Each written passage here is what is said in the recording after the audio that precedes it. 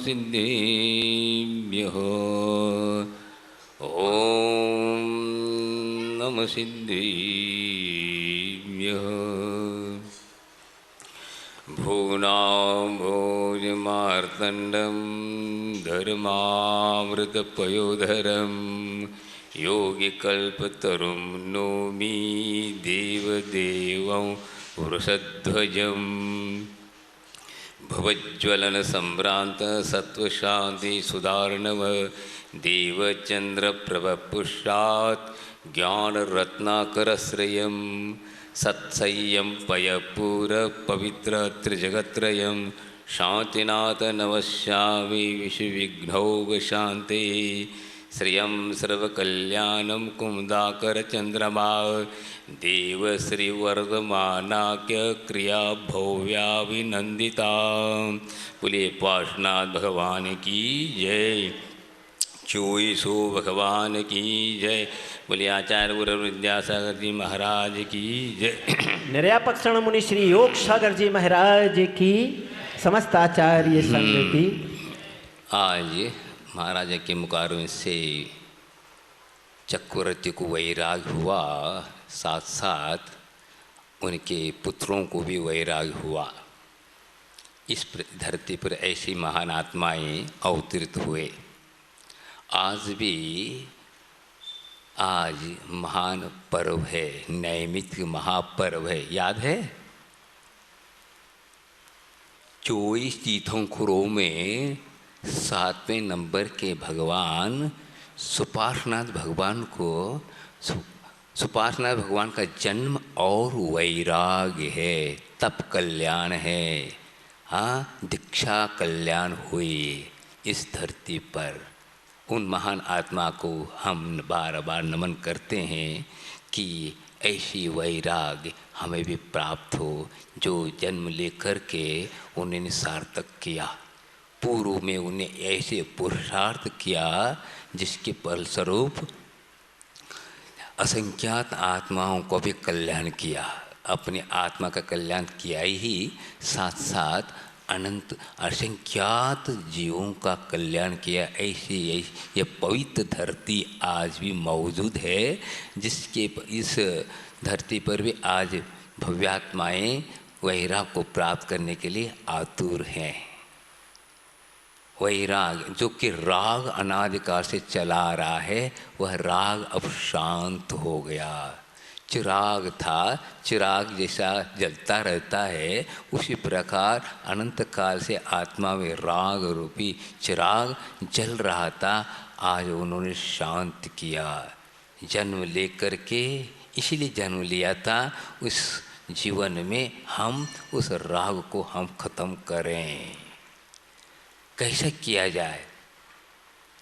राग को कसम कैसे किया जाए, जो कि चारों ओर राग भरा हुआ है, राग ही राग है, तो उसको हम कैसे शांत करें?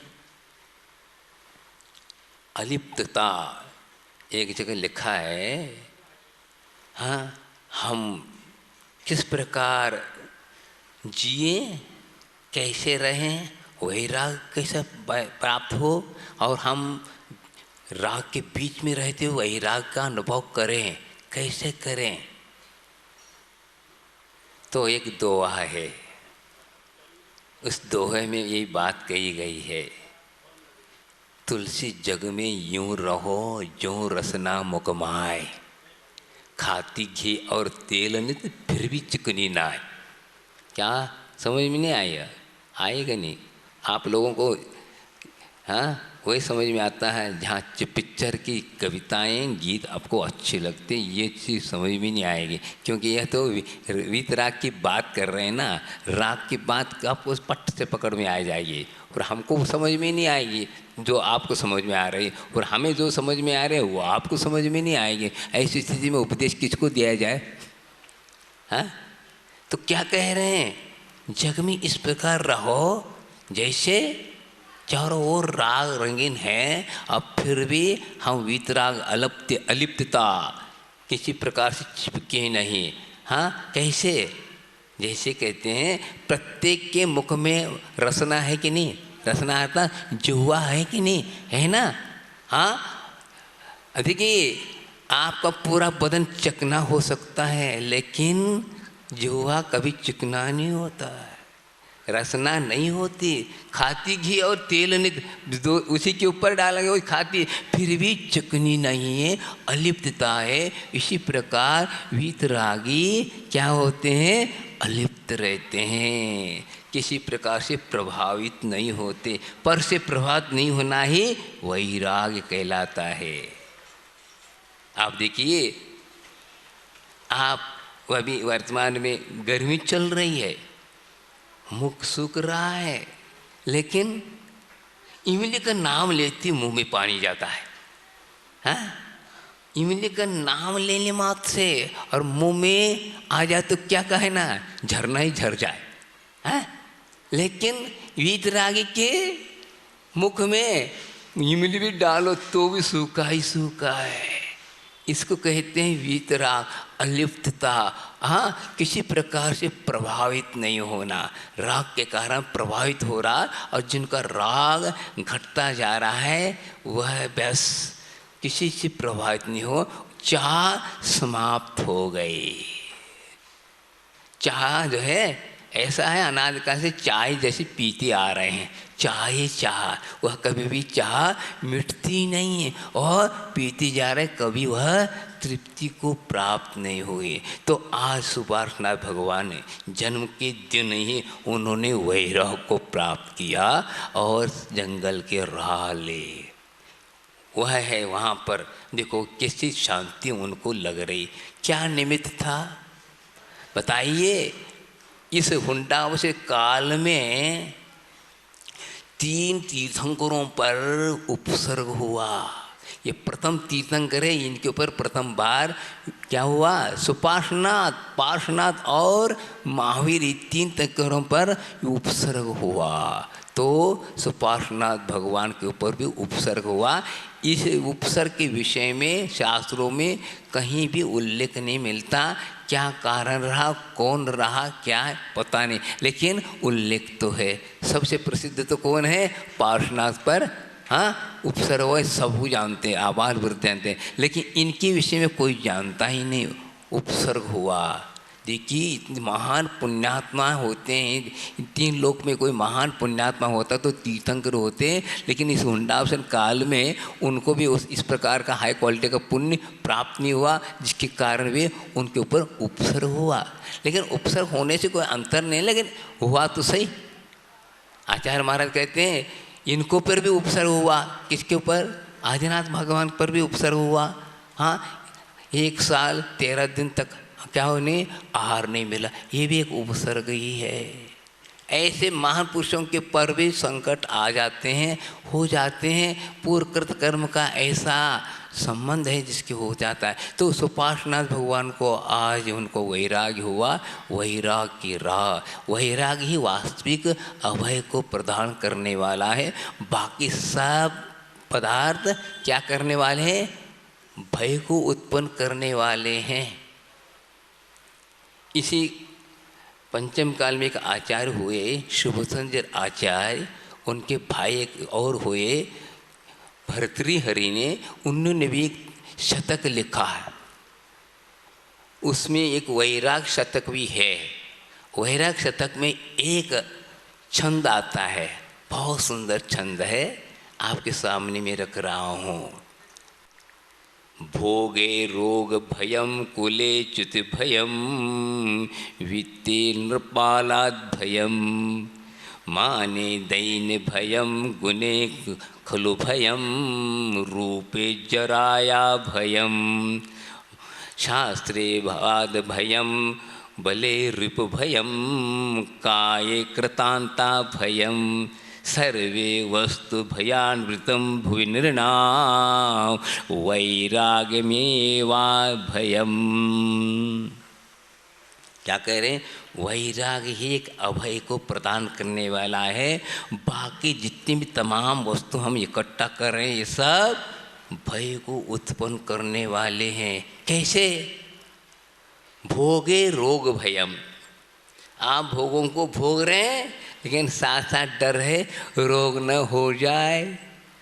हाँ, ये भोग ही रोग को पैदा करता है। तो जिसके पीछे भय लगा है, ऐसा भोग हमें कभी भी अभय प्रदान कर नहीं सकता। भोगे रोग भय कुले च्युत में, उच्च कुल में पैदा तो हुए लेकिन आचरण हमारा सही नहीं, इसलिए कुल से च्युत होने का भय है ये सब, क्योंकि आचरण हमारा सही नहीं। कुल के अनुसार यदि आचरण होता तो भय नहीं होता। वित्तीय नृपालाद भय, अच्छे हम क्या कर रहे हैं, अच्छे धन संपदा खूब है, लेकिन राजा का भय लगा हुआ है, इनकम टैक्स सेल टैक्स का भय लगा हुआ है। तो ये किस लिए वे फिर धन के पीछे पड़ो, रात दिन इकट्ठा कर रहे हैं, अब फिर भय को उत्पन्न करने वाला वो धन है, तो क्यों ये मन में नहीं आ रहा है? क्योंकि ऐसा राग है आकर्षण, जिसकी वह दिखाता है क्या, वह आपको अभय महिला, मुझे अभय मिलेगा, बहुत अच्छा, मेरे जीवन सुरक्षित, 3 काल में नहीं। हाँ, क्यों? ये है ही लगा, इसी को कहते मोह, छोड़ने नहीं देता, ऐसा वह संकट में पटक देता है, लेकिन वह कोई समझ, वह ज्ञानी ही समझता है, यह इसके पीछे नहीं पड़ता। माने दैन भयम, हाँ, अरे अच्छा मान सम्मान मिलता है, लेकिन अपमान होने का भी भय रहता है। ऐसी स्थिति में कौन ज्ञानी कहलाएगा? मान की इच्छा रखो, हाँ, कषाय के पीछे पड़ो, और जो कि मान की इच्छा करने वाला अवश्य वह अपमान को प्राप्त होता है, लेकिन जो वैराग्य होता है उसके लिए कुछ ही मतलब नहीं है, न मान से, न सम्मान से, न अपमान से, कुछ से, उससे बहुत परे, बहुत ऊंचे उठ जाता है, तो वह वैराग्य का आनंद लेता है। देखिए सुपार्श्वनाथ भगवान को क्या 3 लोग की संपदा ही प्राप्त हो गई थी, 16 स्वप्न पड़े थे, और वो 16 स्वप्न में एक स्वप्न आता है 2 कलश। 2 कलश किसे कहते हैं? 9 निधि मिलेगी, 9 निधि का स्वामी बनेगा, चक्रवर्ती भी नहीं, वो भी बनता है, तीर्थंकरों के साथ भी यह निधि लगी हुई। निधि इसको कहते हैं आप जितने निकालो वह सदा बना रहता है। ऐसी निधि को प्राप्त करके भी वे इसको छोड़ के चल दिए। ऐसे उपासनाथ भगवान जयवंत हो। तो माने गुणे फलु भयम, अर्थात गुणवान है फिर भी आलोचना से डरता है।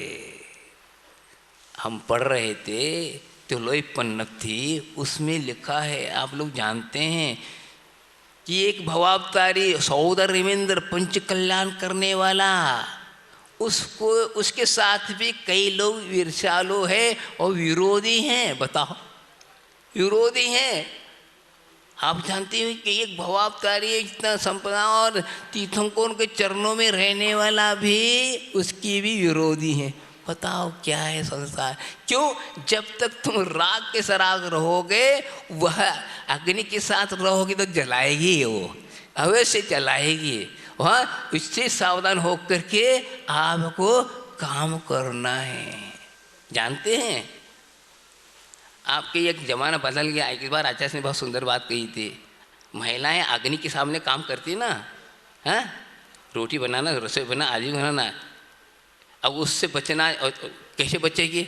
आग तो आग है, हाँ, उसकी तो ना आँच तो आएगी, लगेगी। लेकिन क्या कर देते ज़माने में, आज ज़माना समाप्त हो गया।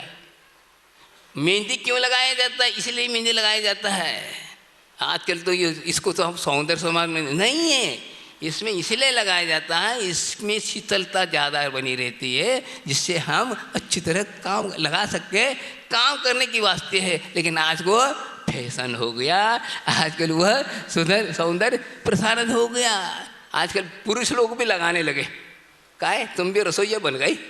हाँ, हम तो वो देखते थे, लेकिन इस प्रकार कोई भी कार्य हो तो बहुत इसके पीछे रीजन कारण होता है, वो कारण समझते नहीं, लगाने लगते। एक बार बताइए ना आपको, टाई और हाँ घड़ी और सूट क्यों पे ये मालूम नहीं चल रहा है, इसी को कहते अज्ञानता। तो आप देखिए कोई भी काम होता है इस रीजन के कारण लगाया जाता है। हाँ, तो मैं क्या बता रहा था, ये राग से बचने के लिए ये सब चीजें हैं, लेकिन आप लोग समझ नहीं रहे। गुणे खलु वयम, गुणवान के साथ भी दुष्ट लोग तो आलोचना करते रहते हैं, वह कभी बच नहीं सकता। एक जगह मैंने पढ़ा था, एक पंक्ति है और इस पंक्ति को समझ लो, कितनी बढ़िया से बढ़िया गुणवान आचरणवान होगा तो भी उसकी आलोचना करने वाले होते ही हैं।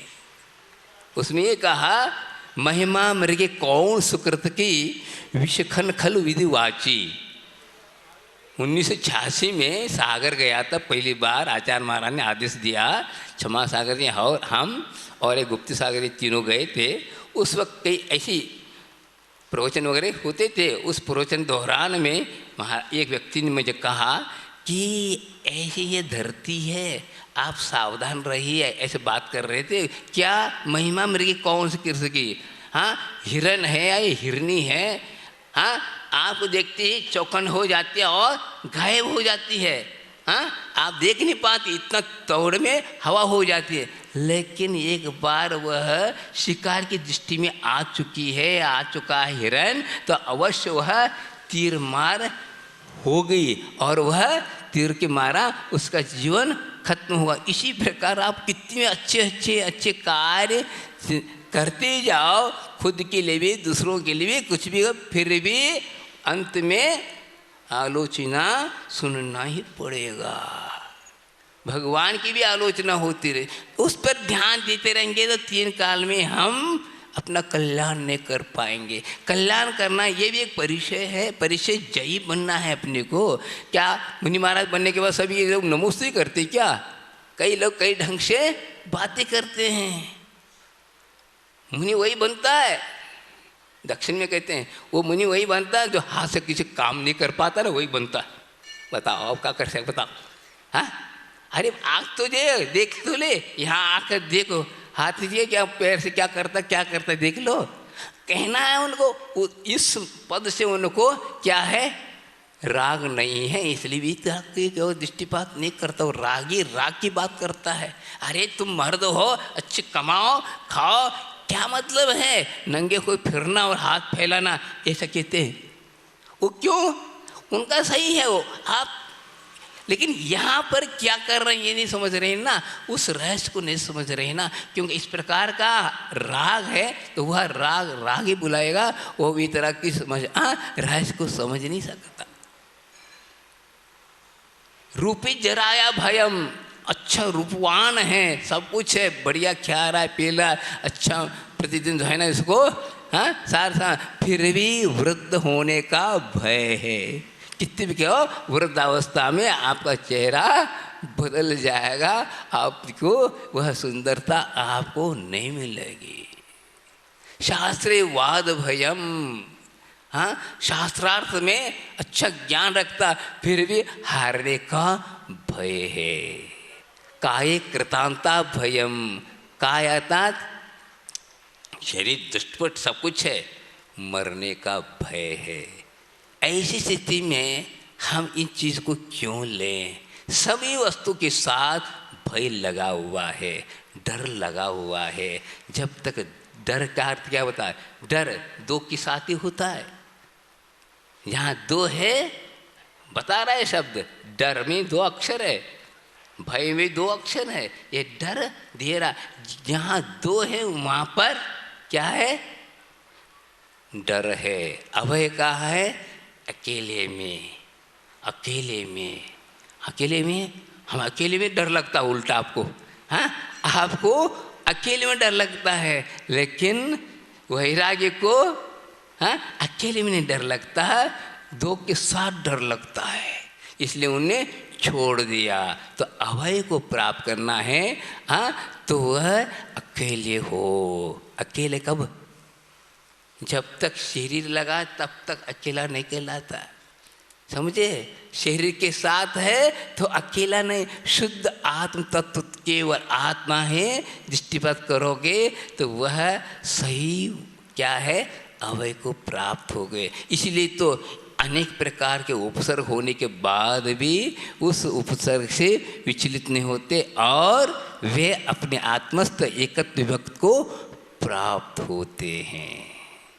ऐसे सुपार्श्वनाथ भगवान आज इस धरती पर उन्होंने सब परिवार को छोड़ करके वैराग लिया और कहाँ जाकर बैठ गए, बस वन विहार हुआ। कई बार आप लोग वन विहार करते हैं ना, हाँ, लेकिन उसमें राग रहता है। यहाँ पर वैराग के साथ वन की विवाह, अकेले गए, कोई नहीं चाहिए, कुछ ने और मौन लिया। मौन क्यों लिया, अब किसी से मतलब नहीं है। क्यों, अब मुझे किससे बात करना है, धर्म से बात करना है। धर्म की बात नहीं करना, धर्म से बात करना है तो हम मौन लेंगे, किसी से कोई सरोकार नहीं। आप बताओ हमारे भगवान कैसे दिखाई देते हैं, हाँ, उनके पास तीन चीज़ें नहीं हैं। जहाँ तीन चीज़ें हैं वहाँ संसार है, भय है, अनेक प्रकार के। उनके पास कर्तृत्व बुद्धि नहीं, स्वामित्व बुद्धि नहीं और भोक्तृत्व बुद्धि नहीं। तीनों ही संसार के कारण है। यही हाँ क्या है, भय का कारण। हाँ, कर्तृत्व बुद्धि का अर्थ मैंने किया, क्या किया, क्या क्या बताओ। आप कुछ नहीं करते फिर भी ये अहंकार मैंने किया, बताओ। समझ लो, हम पूछते हैं आपसे, चाय बनाया आपने, आपने चाय बनाए, कुछ नहीं किया, क्या किया बताओ। शेगड़ी पर पानी और मसाला डाली, इतना किया ना, अब फिर भी काफ़ी टाइम है। अब उसमें जो उबाल आया, जो रस, हाँ, जो स्वाद आया, किसने किया, आपने किया। फिर भी कहो मैंने क्या, कैसा लगा बताओ, कैसा लगा, चाय कैसे है, बढ़िया, पसंद, बताओ, किया आपने। इसको कहते कर्तृत्व बुद्धि है नहीं। केवल संयोजना की है और संयोजना ठीक है, बाकी सब अग्नि के द्वारा उसमें रासायनिक क्रिया हुई है, सब कुछ है। जो स्वाद आधे आ रहा है, किस में आ रहा है बताओ, ये इसको कहते। इसी प्रकार मैंने राज किया, फलाने किया, वो किया, क्या किया, कुछ नहीं।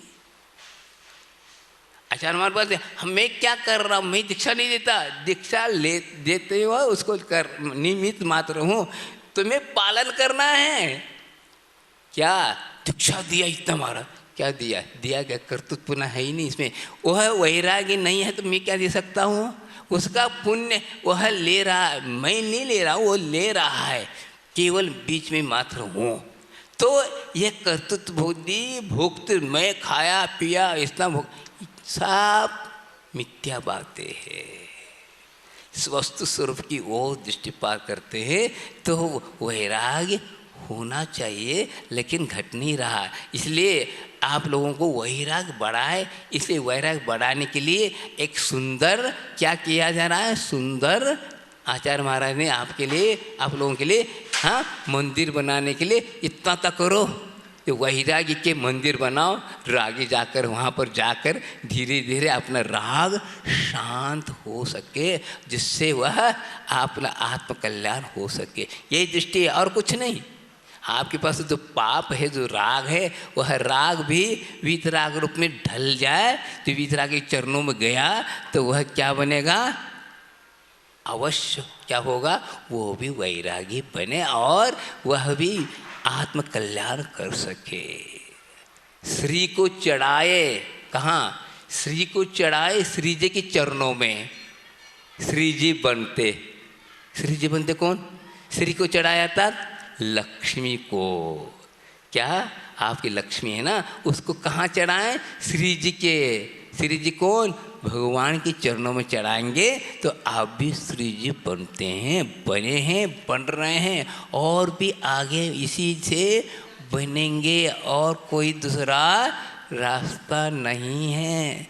लेकिन आप लगन के साथ करते जाओ, आपके पास जो श्री अतः लक्ष्मी जो आ रही है वो आपकी परीक्षा करेगी। क्या करेगी? हमारा उपयोग यदि सही करते हो ठीक है, मैं आपके साथ दूँ, नहीं है तो फिर आप क्या हो जाएंगे? दरिद्र हो जाओगे। और क्यों? वह धन का दुरुपयोग करेगा तो अवश्य दरिद्र बनेगा। आज कई लोग कहते हम दान देना चाहते, लेकिन क्या भावना तो बाहर है। जो आज दान दे रहा है इसका मतलब है उसने पूर्व में अच्छी तरह धन का सदुपयोग किया है, इसलिए वह आज दान दे करके और अपने आनंद का अनुभव कर रहा है। लेकिन आज जो है दान क्यों नहीं दे पा रहा है? जिन्होंने पूर्व में दान देता वालों को अंतराय डाला है या धन का दुरुपयोग किया है, पंच पापों में डाला है, इसलिए आज उसके पास लक्ष्मी पास आना नहीं चाहती है। तो समझ लो आपके पास जो धन आ रहा है या लक्ष्मी आ रही है, यदि वो भी बहुत समझदार है, लेकिन यदि आपकी दृष्टि यदि धर्म की ओर है, आत्मदृष्टि है, तो वह आपके साथ देगी, नहीं तो वह चली जाएगी। वो चली जाती है, जैसे आई थी वैसी चली जाएगी, कभी भी वह आपका साथ नहीं देने वाली है। तो महान महान पुरुष जो हुए इसीलिए हुए, तो आप भी महान बन सकते हैं, आप भी तीर्थंकर बन सकते हैं। ऐसा नहीं कि हम नहीं बन सकते, बन सकते है योग्यता, लेकिन आप इस पर करेंगे तब। हाँ, सकल पदार्थ है जगमाई, कर्महीन नर पावत नहीं। अर्थ क्या हुआ? सकल पदार्थ है जग में, जो चाहे वो प्राप्त आपके जग में है। आप तीर्थंकर बन सकते हैं, चक्रवर्ती बन सकते हैं, अहमिंद्र बन सकते हैं, सौदरमिंद्र बन सकते हैं, बड़े से बड़े जो पद है वो सब प्राप्त कर सकते हैं। कैसे? कर्महीन नर पावत नहीं। कर्महीन अर्थात जो चारित्रहीन है वह कभी भी प्राप्त नहीं कर सकता। जैसे आप बम्बई गए हैं या बड़े बड़े नगर में गए हैं, आप बम्बई, कलकत्ता और मद्रास जैसे स्थान गए, वहाँ पर बाजार में गए तो जो चाहे वो सब मिल सकता है, मिलता ही है। हाँ, रोक टोक नहीं है, रोक टोक नहीं थे, मिलता क्यों नहीं? अरे आपके जेब में हो तो जो मांगे वो मिलेगा। इसी प्रकार यहाँ पर भी आपको चक्रवर्ती पद, हाँ तीर्थंकर पद, हाँ अहमिंद्र पद सब मिल सकता है, लेकिन करें तब। वो भी नहीं और ये भी नहीं, ऐसा नहीं, एक कोई चीज़ मिलेगा। हाँ, वो भी चाहते ये चीज़ 3 काल में नहीं मिल सकता। दोनों हाथों में लड्डू नहीं ले सकते, खा नहीं सकोगे, समझे? वो मिलता ही नहीं। हाँ, संसार सुख मिलेगा तो मोक्ष सुख नहीं, मोक्ष सुख से तो संसार सुख नहीं है, आपको छोड़ना ही पड़ेगा। चीटी चावल ले चली, बीच में मिल गई दाल। क्या कह रहे देखो, चीटी चावल ले चली, बीच में मिल गई दाल, कबीरा दो ना मिले, इकले दूजी डाल। क्या अर्थ? चीटी का मुख कितना छोटा है, चावल ले सकते तो दाल नहीं ले सकते, दाल ले तो चावल लेते। इसी प्रकार संसार प्राणियों को समझा जा रहा है, मोक्ष सुख मिलेगा तो संसार सुख नहीं मिलेगा, और संसार सुख मिलेगा तो मोक्ष सुख नहीं मिलेगा। हाँ, लेकिन हम दोनों की होड़ में लगे हैं, लेकिन दृष्टि तो हमारी विषय कषाय की ओर है। लेकिन देखो उनको मिला, देखो उसको पार्श्वनाथ भगवान को सब कुछ मिला, लेकिन उन्होंने सोचा हमें दाल नहीं चाहिए, हमें चावल चाहिए, छोड़ दिए उनने और चल दिए कहाँ? बस एकांत में जा करके अपने में रम गए। तो हमें भी, आपका टाइम हो गया, ये बताना है, आधा घंटा तो बताना ही है, हैं? कुछ भी करो नहीं, आप इतने दिन से सुन रहे हो, आप गुनते भी कुछ समझो भी, उससे कर्म निद्रा हो। याद सुन रहे हो तो इससे कर्म निद्रा हो रहे, और इस पर विचार करेंगे तो और ज़्यादा क्या होगा, कर्म निद्रा होगी और उस पर आप ध्यान देंगे और आपके कदम भी उठने के लिए तैयार होंगे, अन्यथा नहीं। केवल सुनने में आपसे होना नहीं है। हाँ, आप देखिए, आप दुकानदार हो, अखबार पढ़ते हैं आप, अखबार पढ़ने में आपसे आप हाँ दुकान चल लेती है क्या? नहीं चलती ना। तो उसके बिना भी नहीं, क्योंकि देखना पड़ता है हाँ कौन से बाज़ार में कौन से भाव किस चीज़ की क्या है, ये देखा जाता है। बस इतना ही, केवल पढ़ते पढ़ते रहने से नहीं, बस दुकान में जा कर के आपको खोल करके काम करना पड़ेगा। इसी प्रकार आप सुन रहे हैं, सुन करके आप कई उदाहरण, कई श्लोक, हाँ कई दृष्टांत देख करके समझाने की चेष्टा कर रहे हैं। लेकिन ये सब कब होता है? जैसे बच्चे को स्कूल भेजने के लिए कई चीज़ें लालच देना पड़ते हैं ना, इसी प्रकार कई चीज़ें देख करके समझाया जाए, लेकिन होता नहीं। लेकिन हुआ ये कालांतर में, भले आज इस वक्त नहीं हो रहा है, लेकिन यदि आपने अच्छे रुचि के साथ सुना है, कालांतर में यह अवश्य आपको काम में आएगा और आप भी हमसे पहले मोक्ष आ सकते हैं। ये भी बात कह रहा हूँ। ऐसा नहीं कि आप नीचे बैठे हम कहाँ कब जाएंगे, पर एक क्यों नहीं है, यह तो सभी लोगों के लिए क्या है, सुविधा है। ऐसा नहीं पहला वाला दूसरा वाला फलाना कुछ नहीं, बस 80 साल का बुढ़ा रह सकता और 8 साल का लड़का जा सकता है, ये है। इसलिए आप अपने परिणाम को ऐसे संभालें जिससे आपका भी वह पद प्राप्त हो। बोले सुपार्श्वनाथ भगवान की जय, तप कल्याण की जय। बोले आचार्य गौरव विद्यासागर जी महाराज की जय। बोधि समाधि परिणाम शुद्धि, स्वात्मोपलब्धि शिव शौक सिद्धि, चिंतामणि चिंतित वस्तुदाने त्वामुंद मानस ममास्तु दिवे।